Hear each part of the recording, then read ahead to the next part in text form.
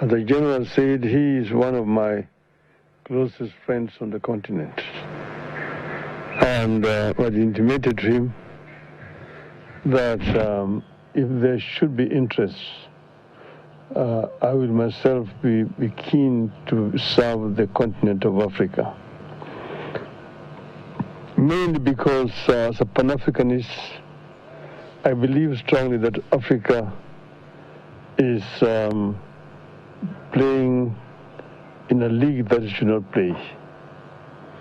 That Africa deserves better. Africa is we can say, the cradle of humanoid species. The first human who walked on this earth was an African. And Africa is also the cradle of human civilization. The Africans started using steel and silverware before any other human beings elsewhere started doing so. Africa is the richest continent on the planet Earth in terms of minerals and general raw materials.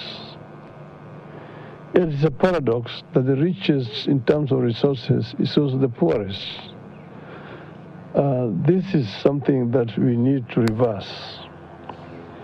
And it can only be reversed if we as a continent marshal all our resources for the faster socio-economic growth of our continent.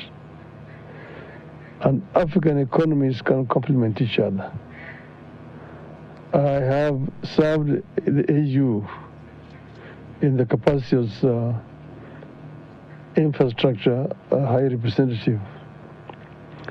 That position gave me a good advantage to be able to learn about each and every African continent, country, what they have, the comparative advantages, and so on. And I believe that working together with all these countries, we can be able to emancipate Africa. There is right now brain drain out of our continent. It is also actually appalling to see young African people drowning in the Mediterranean in search of greener pastures out of the continent. This is something that can also be reversed. Those are the ones that can get to the Mediterranean. Some perish on the Sahara. So before they get to the Mediterranean, but all the same, the fact is that they end up all dying. It's a tragedy that ought to be reversed. And because of all these considerations that I am inclined to accept the challenge.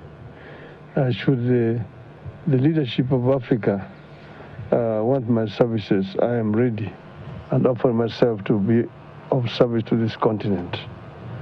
And I've asked my friend to continue to be a good ambassador and talk to other people elsewhere. I don't want to say much more than that. And therefore today I want to make it public that I'm ready, yes, to go for the chairmanship of the African Union.